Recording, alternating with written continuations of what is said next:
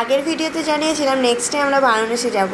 তো বারাণসী তো আমরা যাবই, তার আগে বেশ কয়েকটা সাইট সিন আমাদের দেখা দরকার, আর আজ আমরা সেগুলো দেখতেই যাব।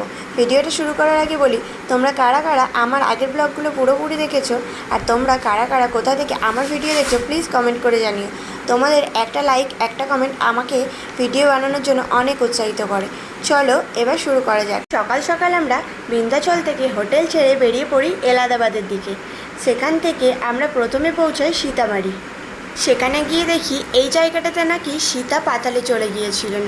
সীতা পাতালে চলে গিয়েছিল এই গল্পটা আমরা সবাই জানি, কিন্তু অনেকে বা আমরা জানতাম না এইটা সেই জায়গা। তারপর ওখান থেকে বেরিয়ে আমরা চলে গেলাম পাহাড়ের ভেতরে, যেখানে স্বয়ং মহাদেব বাস করছেন। পাহাড়ের ভেতরটা পুরোটাই অন্ধকার ছিল, মাঝে মধ্যে কয়েকটা লাইট জ্বলছে পাহাড়ের ভেতরে। আমরা সবাই পাহাড়ের ভেতরে গুহার মধ্যে সবাই সেলফি তুলে চলে গেলাম মহাদেবকে দেখার জন্য। এই ভিডিওটা যারা যারা দেখছো সবাই একবার কমেন্টে হর হর মহাদেব লিখে যেও, দেখবে তোমাদের দিন শুভ হবে। এবার আমরা সবাই বাবাকে প্রণাম করে বেরিয়ে আসি পাহাড়ের বাইরে। এবার আমরা যাব সীতা মন্দির দেখতে। এই মন্দিরটা জলের মাঝখানে অবস্থিত, দুপাশে পুরো জলে ভর্তি আর মন্দিরটা মাঝখানে।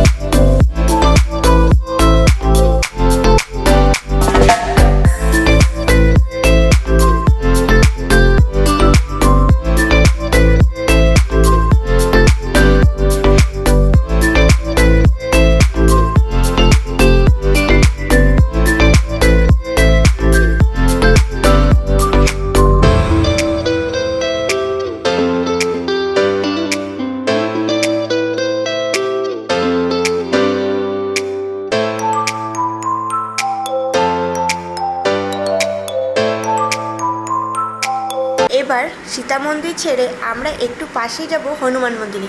এই মন্দির কিন্তু সীতা মন্দিরের একদম পাশেই, হেঁটেই চলে যাওয়া যাবে। রাস্তার দুপাশে কত দোকান, দেখো আমরা 5 মিনিট হেঁটেই পৌঁছে গেলাম মন্দিরের গেটে। মন্দিরের গেট দিয়ে ঢুকতেই দেখতে পেলাম হনুমানজির মূর্তি। তারপর আমরা চারিদিকটা একটু ঘুরলাম।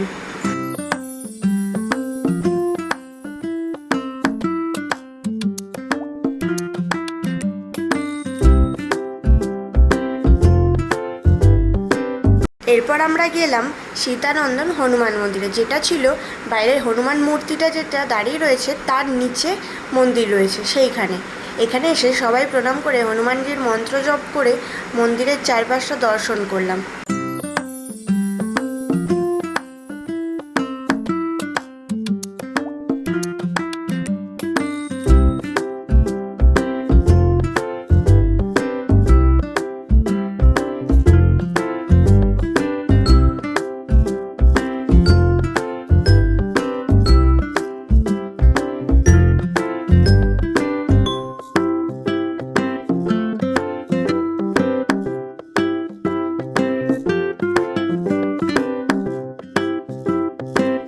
সত্যি এখানে না আসলে হয়তো অনেক কিছুই মিস করতাম।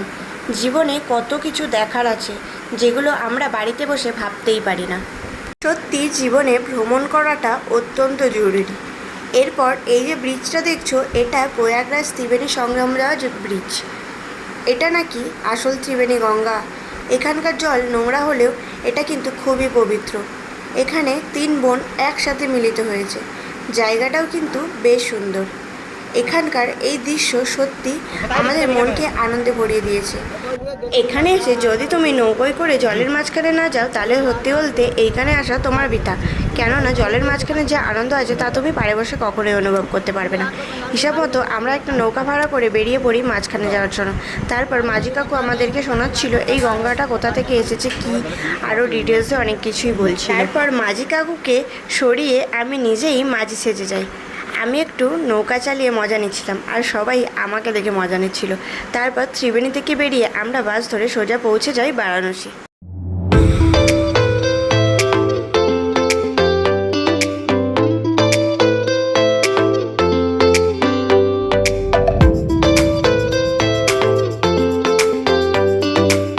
বারাণসী স্টেশনের বাইরে থেকে অটো ধরে আমরা বেরিয়ে পড়ি মন্দিরের কাছে হোটেল নেওয়ার জন্য। স্টেশন থেকে মন্দিরের রাস্তা অটোতে প্রায় 15 থেকে 20 মিনিট। জ্যাম না থাকলে আরও তাড়াতাড়ি হয়তো চলে যাওয়া যাবে। সেই মতো আমাদের নামিয়ে দেয়। তারপর আমরা আমাদের মতো হোটেল খুঁজে চলে আসি আমাদের রুমে। আজকের ভিডিও এইখানেই শেষ করছি। পরের ভিডিওতে বেনারস ঘোরার ভিডিও শেয়ার করব। টাটা সবাইকে।